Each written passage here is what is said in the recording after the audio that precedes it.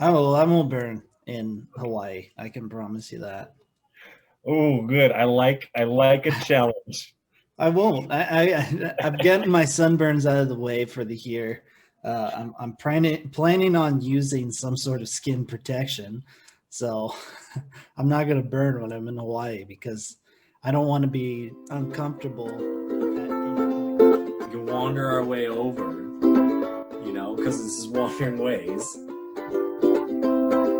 What's Bigfoot possibility?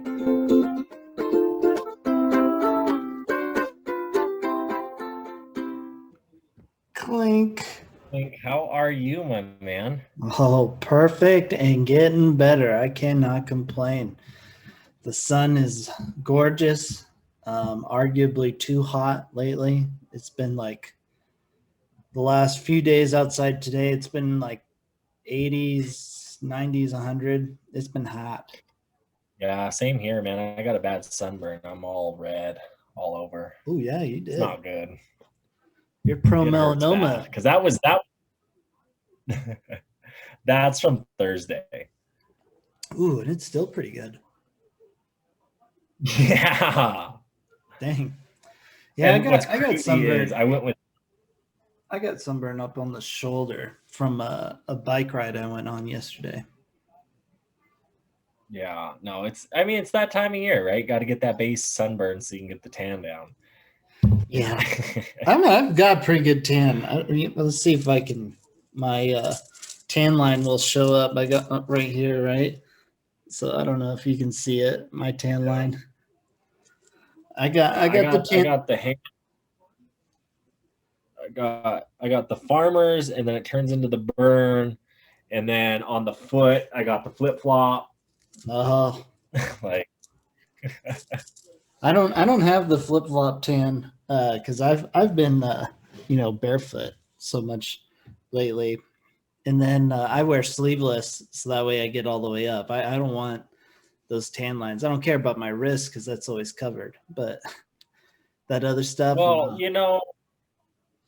by the time this episode comes out, I'll have that Hawaii tan going, and that's what I'm bringing all the sleeveless shirts for is Hawaii. So uh-huh. that's my thought. As you know, I've been playing some softball with Tyler and his friends, getting that base tan, the farmer's tan. Me and Tyler were out on the Bighorn Canyon on Thursday. Went actually up into the canyon kayaking. Beautiful day, man. I mean, just it was 99 degrees or whatever was the high. But he had his shirt off the whole time, and that's what my sunburn was from. And I'm only imagine how he feels. And he drove back to Oregon the next day. So Oh, being in a car when you're sunburnt like really bad is the worst because like you touch everything and you're like I can't like not because I'm just not comfortable the whole time. and he had his shirt off the entire time. This is from like half the time shirt off.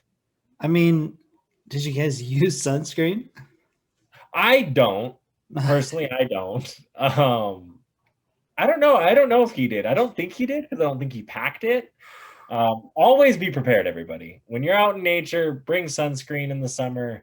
I usually don't burn. I leave a shirt on my arms. Like they have not burned this year. I get a nice dark tan. That is the American Indian in me, just right in my blood, my veins. But Yeah, I mean, when I'm it's not a fan of uh, sunscreen either, but shoot, I'll be putting on that tanning lotion before I go out in the sun. I want to make sure the bronze comes in real nice. oh gosh, man. I mean, you do you. Yeah, it's definitely a me thing. I got a nice bronze look anyway. I got that. That's natural. I can get it too, but I can get just like a nicer, darker bronze without all the sting later. That's one time. That's like these like it's 1 week and going out. That's how dark I am. Just wait till after Hawaii. Like I said, everybody, we'll track Zach's tan and Mark's burn. I won't burn in Hawaii. I can promise you that. Oh, good. I like a challenge. I won't. I'm getting my sunburns out of the way for the year. I'm planning on using some sort of skin protection, So I'm not going to burn when I'm in Hawaii because I don't want to be uncomfortable at any point in this trip. You don't want to be that guy during a trip because there always is that guy who does something that just, I'm burnt, so I'm not going anywhere. I want to be Yeah. lazy. I'm hungover. I don't want to do Rocky Mountain National Park. Hey man, that was yours and Mike's fault, man. You you guys got me to drink that dang boot.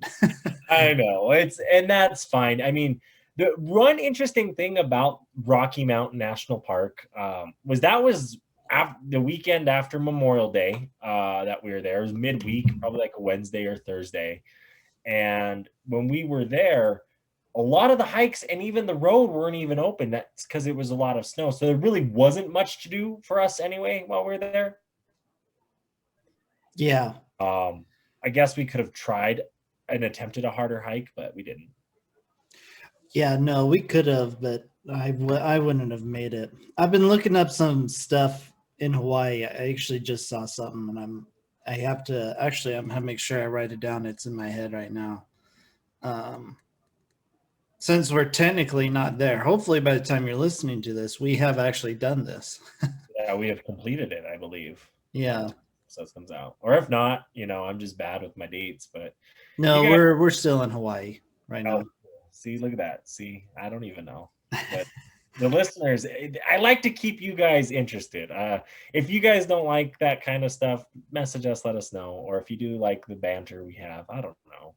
Let us know. We had some questions, man. Didn't we have some questions? Yeah, we've got listener questions, everybody, which is super exciting. Absolutely super exciting.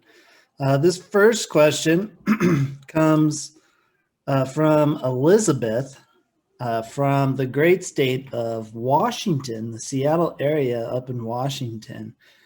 She asks if you had to choose to do, would it be Capitol Reef or Canyonlands? That's a tough one, honestly. Really, you think so? Yeah, because I've heard great, amazing things about both of them, right? Specifically when you get more into the BLM areas of Capitol Reef, where you have to like take a dirt road to get there. Same with Canyonlands. There's so many cool areas where both of them have that. Where I've only dipped my toes in, I've only been to the like visitor centers, the main little hubs, the island in the sky, so like the touristy stuff. And I really want to get into the like experty stuff where it's like, no, you take that Jeep tour around Canyonlands. So if I had to choose one, I'm gonna go Capitol Reef because I think Canyonlands and Mesa Arch are becoming overrated with Instagram. That Capitol Reef is less people are going there, so I want to go there. Okay. See, when I first heard the question, what ran into my head was Elizabeth here is short on time. Okay. So I was like, I feel like Capitol Reef, you have to put in some time because you got to make sure you go into Capitol Reef. Whereas I feel Canyonlands, if it's more for short on time, that'd be the one to go to because you can hit kind of some bigger things and there's more, like you don't have to get into Canyonlands to really enjoy Canyonlands. I get you because, like I said, it's more touristy. Where Island in the Sky, you have the beautiful views, you see the rivers, you have Mesa Arch, you have the White Whale, all these great little short hikes you can do in a, short time. And you're near Moab. Moab's great. For Canyonlands. Yeah, Moab's fantastic. If anyone gets the opportunity to just go to Moab, I think that's worth it. See, for me personally, though, listening to the question, I was thinking myself what I want. And I want that Capitol Reef experience. I want to take that dirt road and then go like what I like. It's north to south. It's a park that's very skinny that runs north to south. And I want to get into like the north unit or south unit where I have to take a dirt road to get there. Yeah. I mean, I get you there. I definitely want to go spend more time in Capitol Reef because the one time we did it, um, we were time stricken, but we wanted to go. We did one hike, one little hike, which was a nice little hike actually, that we did while we were in there. It really, So yeah, so it's got the potential to be really really cool. So I would like to do more Capitol Reef, but I think if I was really time stricken, I'd choose Canyonlands. I agree. I agree with your statement there. And I mean, there's two real reasons why I'm really still kind of stuck on it. I want to go. I really want to go to Capitol Reef. I really do. Because there's this ranger one time when I was doing that training in Yellowstone Park as a Native American ranger for Pompey Spiller. We had a Native American training in the park. And we had local Native American historians, whatnot, come to this training. And there was a guy, there's park rangers from all over, and Yellowstone Forever was putting on the tours and the food and the lodging kind of all for us.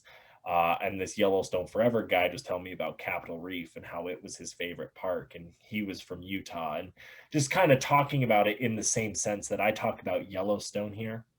And like, I go into like Nye and the Stillwater, river, the Bighorn River, the surrounding areas of Yellowstone, right? These nature areas. And like when you go up into the Beartooth, you're in Yellowstone Park, essentially. You're just in a more private national foresty, mountainy area because the park can only be so big. And it's what the features are, the thermal features really.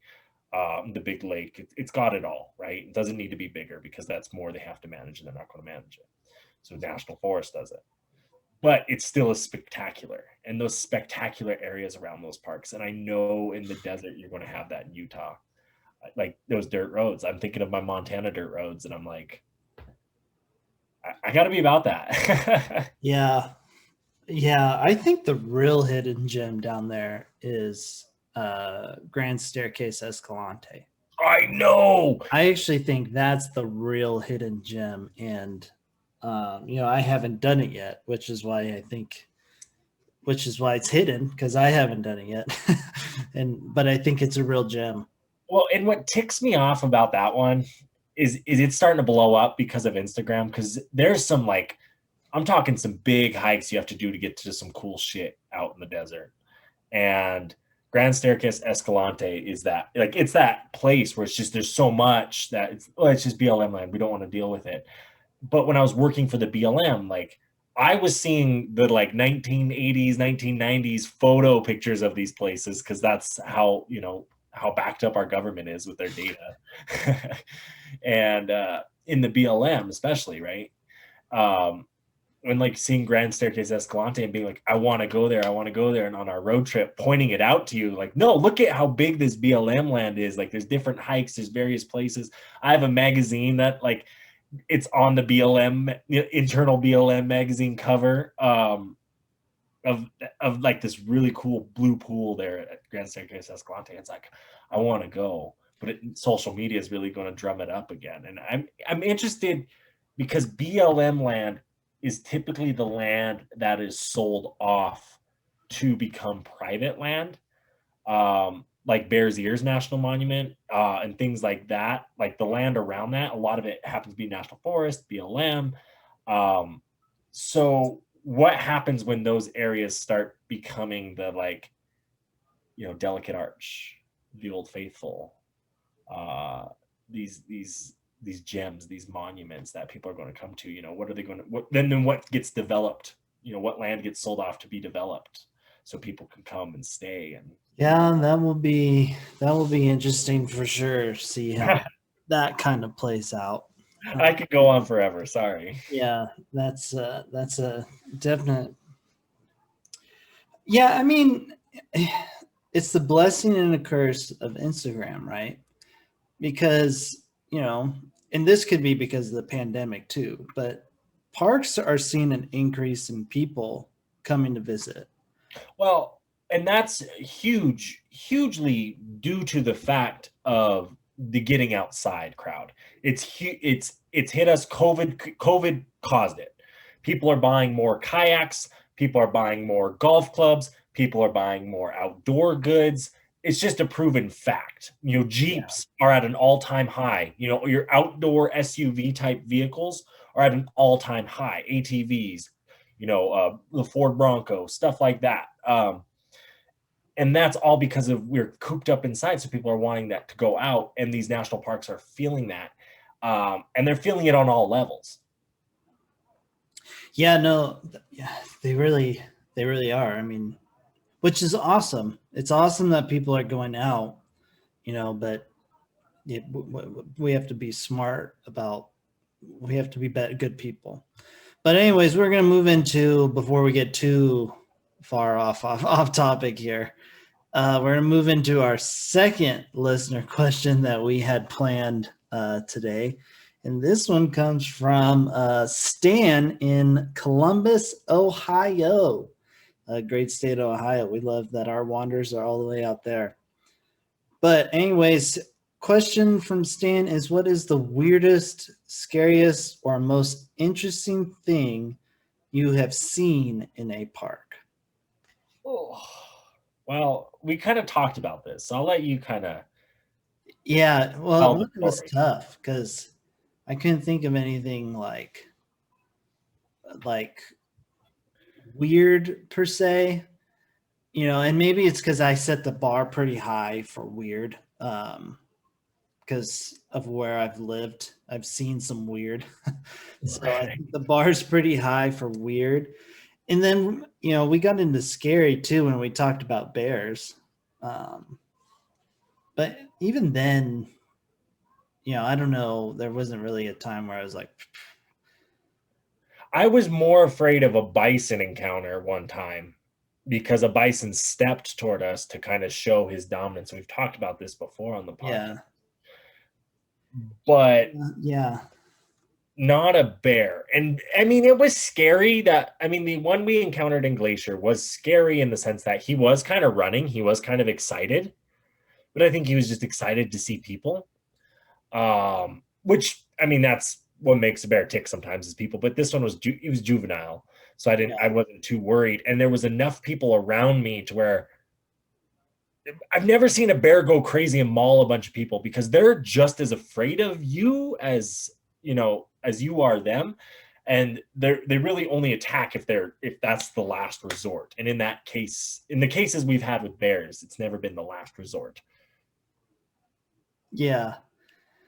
Yeah, that's true. So, that's why we didn't go with the bears being scary. So that led to most interesting, and which then made me think of, I don't know if this story is interesting or if it's sad, or it just kind of shows the times that we still live in kind of deal. But it was definitely an odd encounter. So,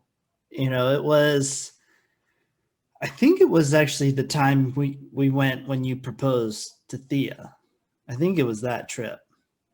Okay. I'm trying to think. Yeah. Because we had two cars. You were in one, and then it was me and Kaz in the other one. Okay. So I think it was you and Thea up in the front. Okay. So we come, and they had the road work in Yellowstone. We're all in Yellowstone. Okay, yeah, I remember. Okay, yeah, it was that time. And our cars were loaded up because we were there for a couple days. You just did a big road. I think you just climbed Mount St. Helens a couple days before. Yeah, not even a week before. I had climbed St. Helens, and we stayed at Chico Hot Springs the night before. And we pulled up because they're redoing the roads, and the roads are just good. They did a great job in this area on the western side of the park. But we pulled up, and this lady, she's just sitting there, and she had the stop sign out. We're the first cars to pull up to the construction, so we're waiting. They're letting the first group go, and then they let you go. It's one-way kind of traffic on a dirt road.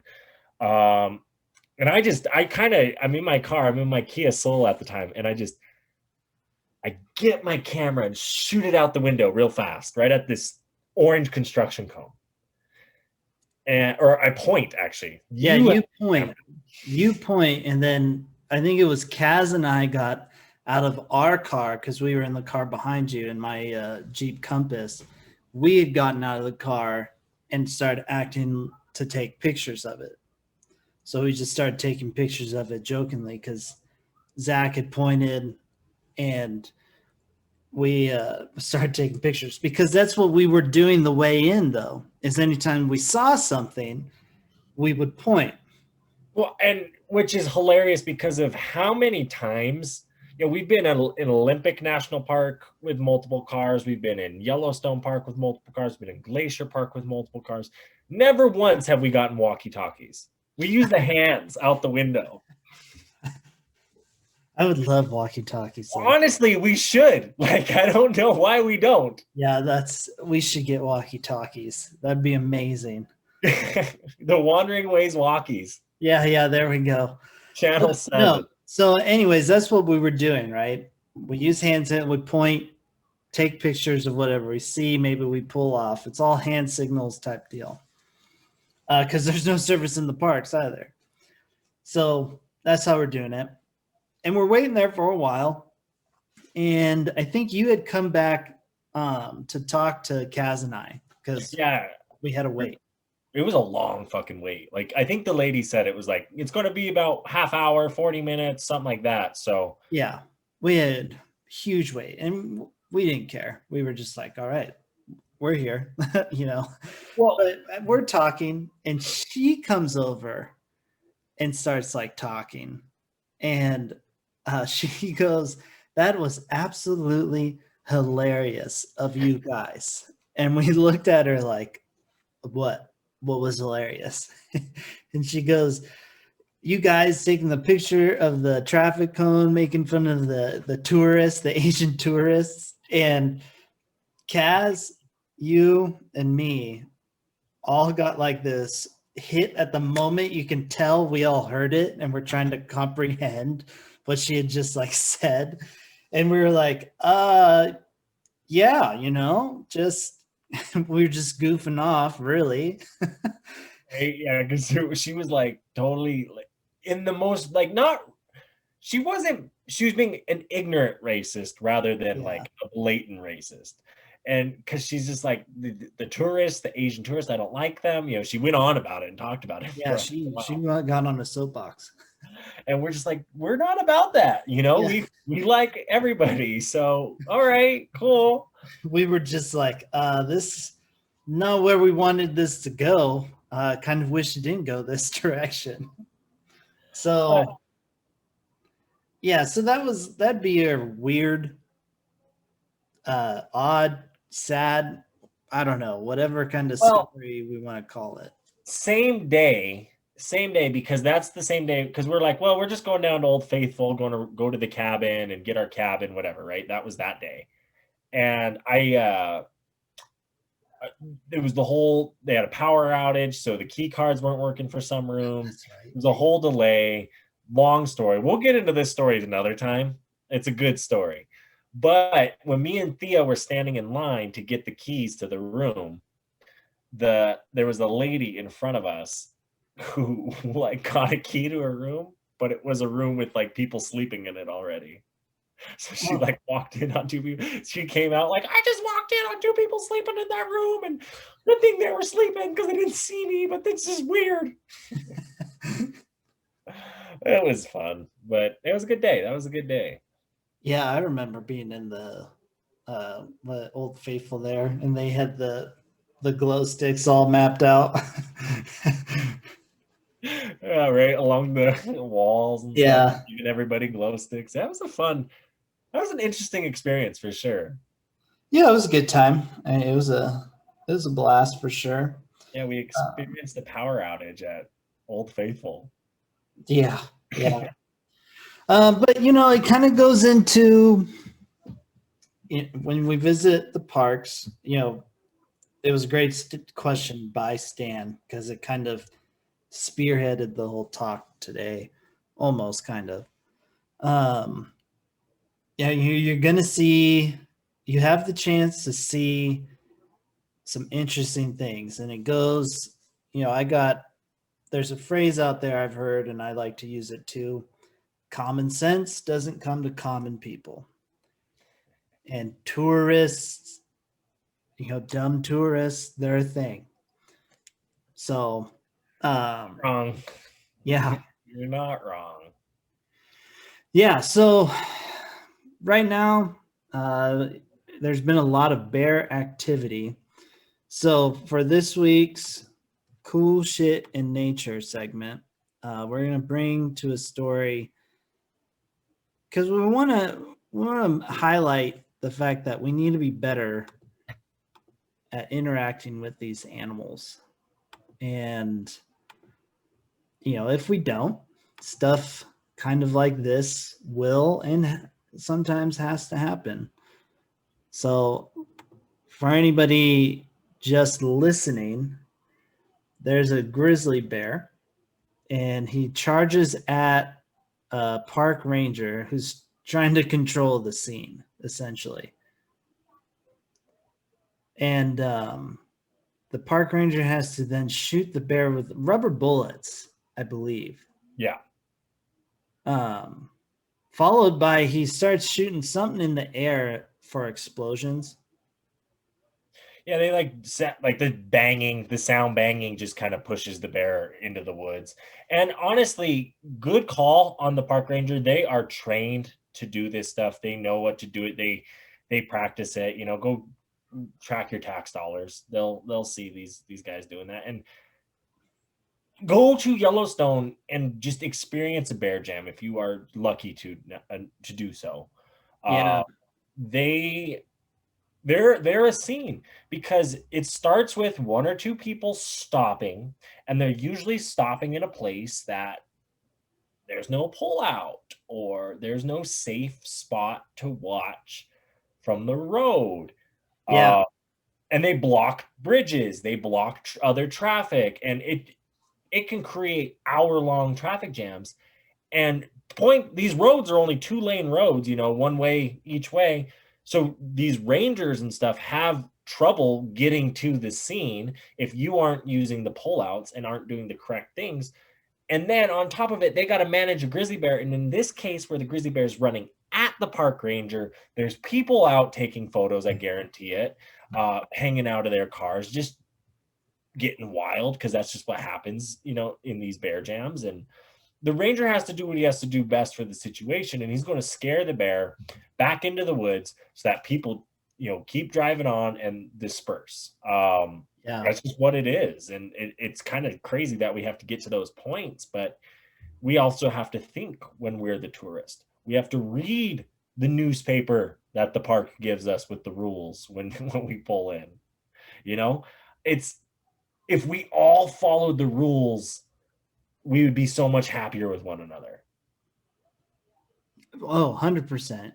Reading the story about that particular incident, again, people are in they've created a bear jam, and you'll see them, bear jams, bison jams, like Zach was saying, but they're within 20 yards of this bear. Yeah, it's nuts. And you look how fast he runs, and he can stand up, and one swipe of that paw, that's what kills you, is one swipe. It's uncontrolled weight and sharp ass claws.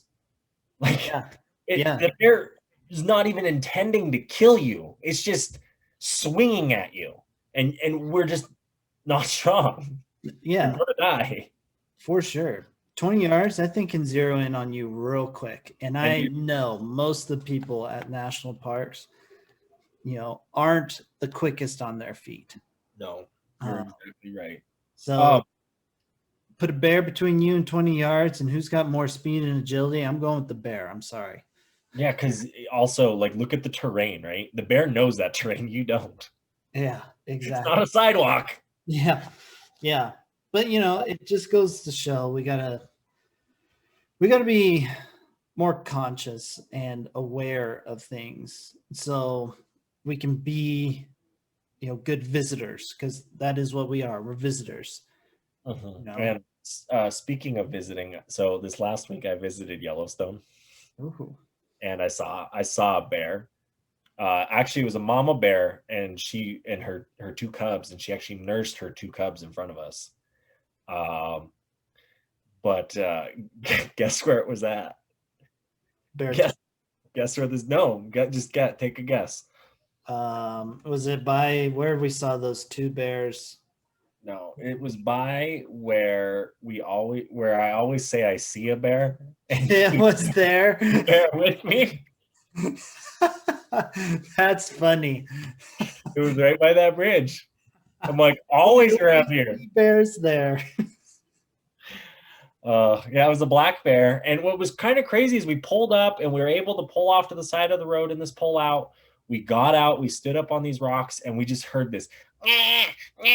And these two cubs were kind of on the shore. And I took pictures. So if you go to my Instagrams, you can see these photos. But they're on kind of like the shore of the river. And they're just, and then everyone's kind of like, where's the mom? Where's the mom? Did the mom leave them? Like, people are like speculating. Sure as shit, the mom comes running out of the bushes from like the other, just like, 10 yards away, 20 yards away, comes running out to them.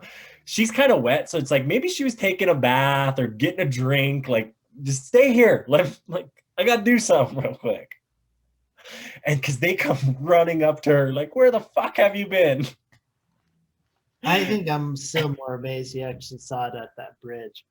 But what's funny is people were being dumb and they were stopping on the bridge. They were stopping on these parts where it's like, traffic can't flow now behind you. Yeah. If a park ranger needed to get here, I mean, we're on the other side of the river, so it kind of worked, but they were down there and it was cool. They got up and she fed them. She nursed them right there for 5 minutes, and they got up and walked down to the river and kept playing in the river. And we were like, well, let's just go. They let them be. Let them do their thing. Yeah. Let them do their thing. But yeah, I would drop that on you. I'll eat crow the day I see a bear at that spot. But every time we go by, I always see bears here. I have yet to be one of those times. You just got bad luck. Yeah, I don't have the best luck. I mean, that's the second time you've seen mama and cubs. Oh, I mean, it's the second time recently I've seen mama. I mean, I've seen mama and cubs a lot. Yeah, well, I meant like in this near bit. I know. I like bears. Yeah. They come to me. You speak with them. You know what that means? Time for another commercial break where we get to tell you to like, subscribe, and review our podcast. Whether you're getting that podcast on Spotify, iTunes, YouTube, WhatsApp, whatever podcast app you use, you can make it happen. And don't forget, this is also the time to let you guys know that you can pick up that Wandering Ways swag at the Teespring. Make sure to check it out. The link is in the bio down below or in the episode description. It's even in the show description too if you can't find it in the episode. But you can go on there. You can get your sweatshirts. You can get your shirts. You can get long sleeves, short sleeves. You can even get some socks. It looks pretty cool. Highly recommend. You will be impressing everybody at your next bonfire with some Wandering Ways swag. And if that's not enough, we're going to tell you to follow us individually on our social medias. You could check me out at the Rugru or Zach of Wandering Ways. Check out the adventure firsthand where there might not be any ads. Exactly. And who doesn't like some good free pub? I need the followers to go up. So I'm going to throw out Reverend Marcus. Check me out on the Twitter, on the Instagram. I do some cool stuff. So please give me the follow. All right. We also do not cool stuff. Yeah. But anyways, let's keep wandering on. But yeah, so we're going to go in, we got to be good visitors to all these parks.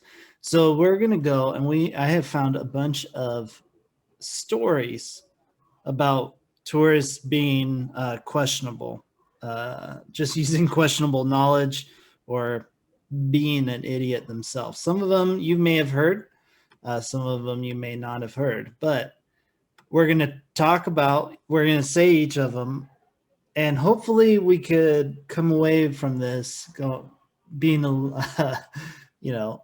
better visitors. Honestly, though, you're not wrong. It's something that we really need to think about when we're in the parks, because not only because these are touristy spots, there's more people around you. There's more people also being dumb around you. I admit it. I get dumb in the park sometimes too. When I see a bear or a wolf, I get goofy. We all do it. But it's knowing when those moments hit to find the pullout, to look around you. Don't back up into the car behind you. The little things. Exactly. This first story we've heard before. I think we've actually talked about it here on the podcast. But it goes to show we shouldn't try and intervene with wildlife either. So this story is two people decided to load up a bison calf into the back of their car, and later that bison calf had to be killed. Honestly, though, I just don't understand how they got the bison calf in the first place away from the mother. Yeah, I guess there might have been something wrong with it, honestly. Well, I guess it was abandoned or looked abandoned. And so what these people saw was this calf that looked abandoned. And so they decided to try and rescue the calf and put it in the SUV and take it off to the park instead of maybe notifying a park ranger to come to them. Let the buffalo be out, because when they tried to bring the calf back to the herd rejected that calf, which is then why it was killed. Which I don't understand, because bison don't usually reject, which is kind of weird. They think it was due to the human contact. But I get that. To me, because I've seen human contact with baby wild animals, and the wild animals thrive. Yeah, I mean, I think that's true, but it could also be the fact that it was in an SUV. That's going to be a different kind of stench on them. Well, and I wonder too if it was abandoned for a reason anyway. That could be it too, and that's why they weren't accepting it. Is like, nah, dude, you're a sick one. Yeah, right. You, I don't know. It's funny though, because I've seen bison. I've spent a lot of time with them, especially in this park, and I've seen it because the way they communicate physically. Yeah, I've seen bison communicate with their heads, with the young ones. Saying there was a young one going, and the mom literally with her head pointed to the run up ahead to the next herd, and sure as shit, the little bison ran up ahead. It was how's that not communication? Right. I don't know. Next one I got here for us. This one here, again, we got to be aware of where we're at. Boy Scout leaders in Utah cheered as they pushed over a 2,000-year-old rock formation because they thought it was dangerous. So if you're really unfamiliar with the story, some Boy Scout leaders in Utah's Goblin Valley came under fire in 2013 for deliberately toppling a 2-million-year-old rock formation known as a hoodoo. Okay, if you're not familiar with what a hoodoo is, look up Bryce Canyon. Yeah. Hoodoo. You just Google it real fast. They're tall pillars of rock. They just go straight up. They're really cool.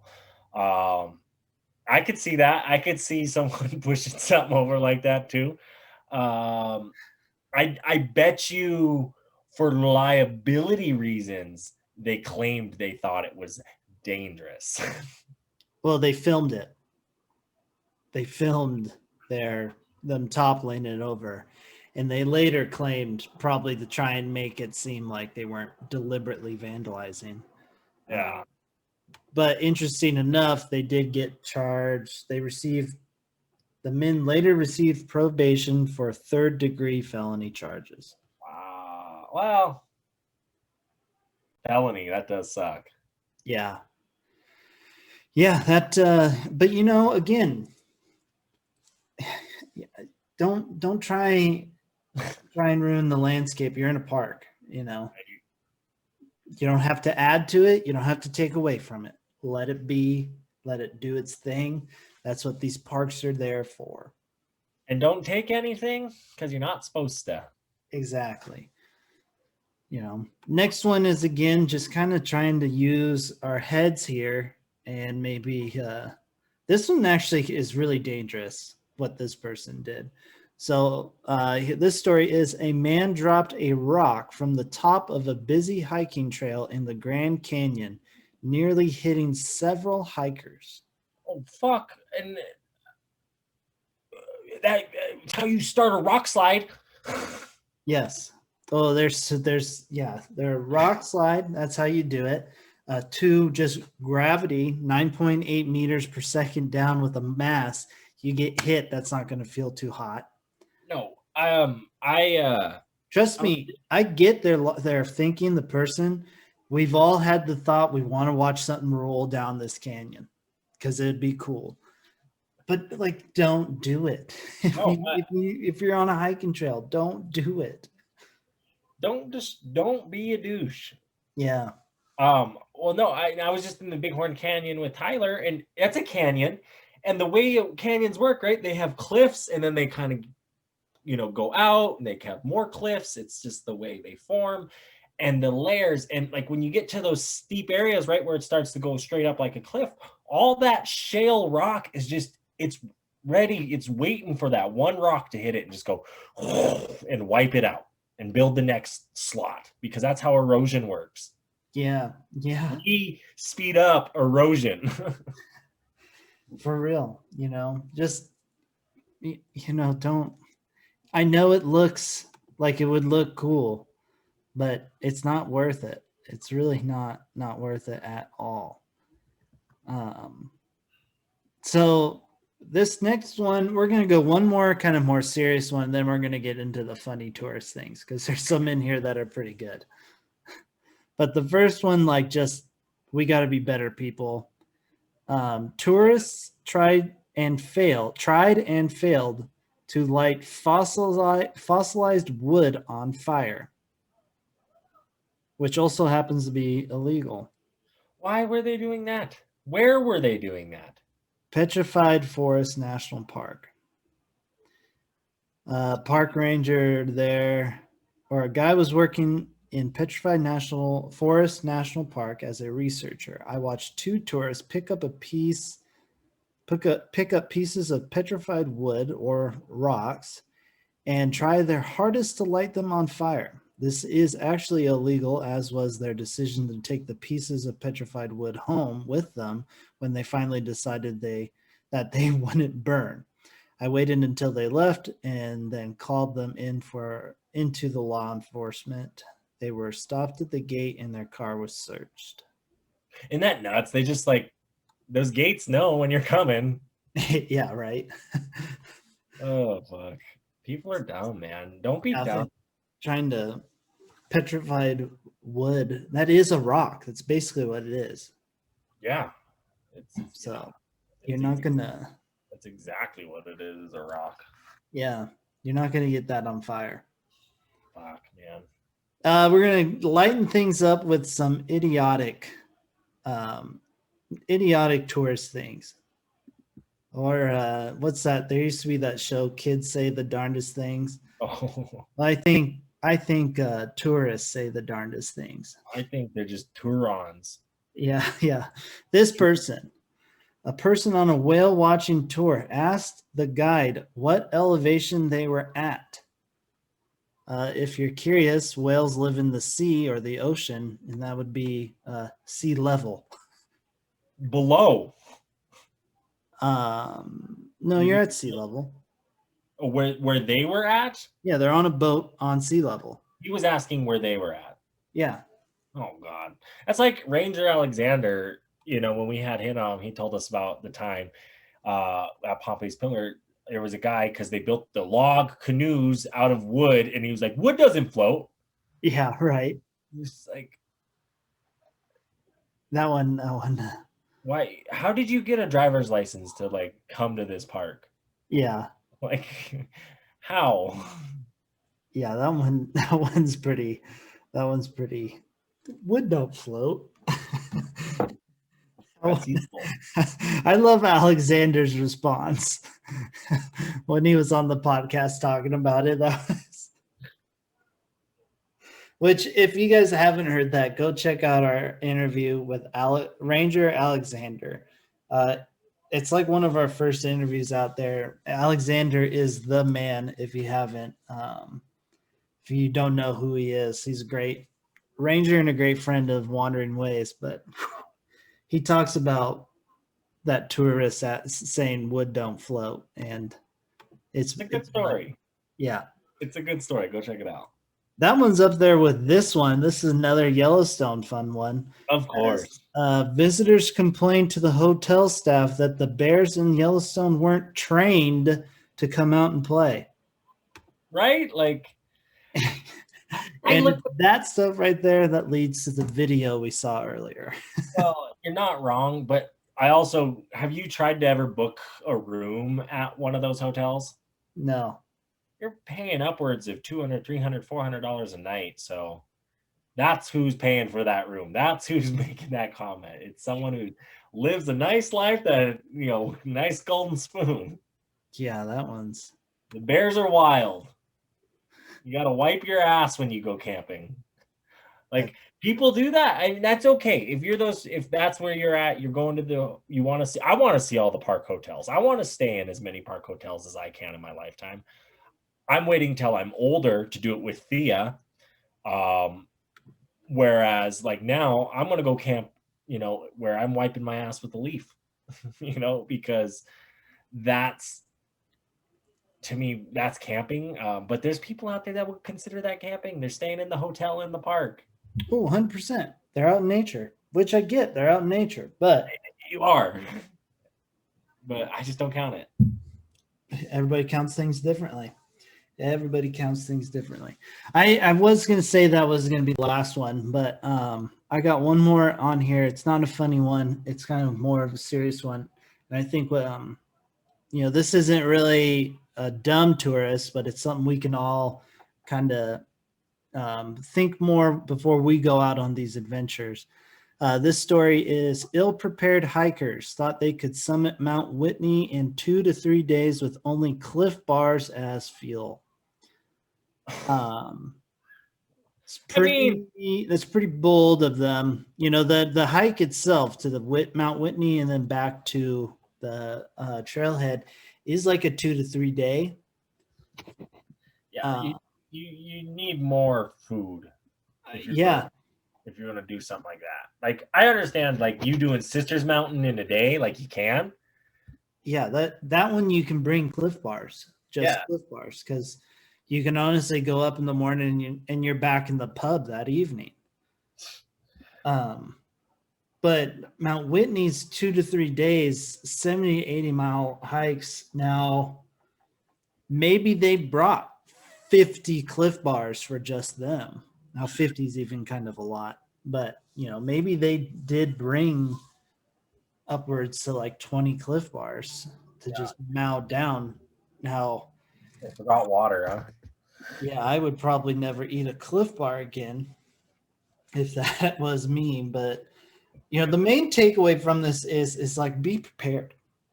Do a little research beforehand.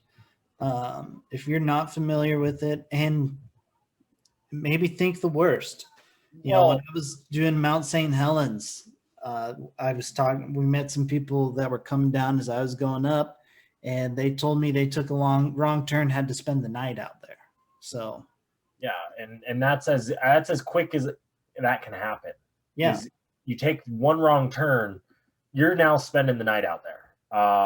And people don't understand that when it comes to nature. And I like to, you talk about preparedness, and I like to reference everybody to go check out Everyday Backpacker on YouTube. He does an episode about being prepared, and that's the first thing we do with this trip is we talk, you plan and then you prepare and then you go. Yeah, no, for sure. You got to be prepared. Yeah, go check out our good friend Calman. He's got great stuff prepared. It's a good one if you want to get into backpacking too. Go check him out. Honestly. Yeah. That being said, though, I am going to be that guy this time for real. No more extra OnePluses, but I'm going to be that guy as we're getting to the end of our episode. So that means it's time for our final words. So, final words, my guy. Yeah, I'm going to shout out you for picking up some trash when you were out on the trail the other day. I saw that on your Instagram. I don't showboat it like you on social media. See, I wasn't trying to showboat. I was trying to get more people to do it. No, I know. I'm just kidding. I'm giving you a rough time because we should. Every time you're out on any trail, pick up a piece of trash or two because no one else won't. And part of that is when I was in Yellowstone this last week, I came across these water bottles, these metal aluminum water bottles in the park, in Yellowstone National Park. They're reusable water bottles, It's called Path Water. It's a Yellowstone specific logo. It says designed exclusively for Yellowstone General Stores. It's a refillable water. It was purified water that came in it originally. They're only like $2. And it's pH balanced plus electrolytes for taste is what it says on the can. But they're partnering to save the planet. And on the bottle, it says refill, not landfill. And yeah, reuse things. That's why I got it when I was there, because I wanted to show you guys. It's a nice like aluminum water bottle that can be reused, and it's really cool, and it has a buffalo on it. And we just need to be smart, guys. I don't like that we don't think sometimes we're Tourons. We're bad tourists. We're bad guests, and we need to think. We need to be better. Just because we're on vacation doesn't mean you need to be on a vacation from rules or from doing the right thing. So just be patient, have fun in the parks, enjoy the parks, share the parks with those you want to enjoy them with, because that's why we're going there. We all want that. So have fun and recycle too. Yeah, I love it, especially the water bottle. Is it aluminum? Yeah. See, that's aluminum's starting to become more popular instead of the good old plastic water bottles, which we all should, not just to save the planet, but to save yourself too. Plastic's bad for you. Reverend's final words of wisdom. Stay beautiful, everybody. I can't thank you enough for the listens. Can't thank you enough for our listeners out there sending in the questions. Keep them coming. These were 2 fun ones. We want to keep doing more. So if you send a bunch our way, we'll do a bunch more.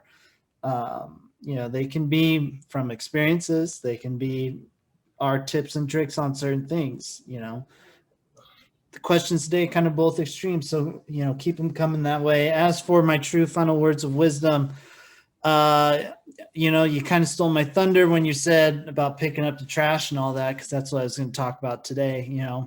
Next time you go on an adventure, just pick up one item.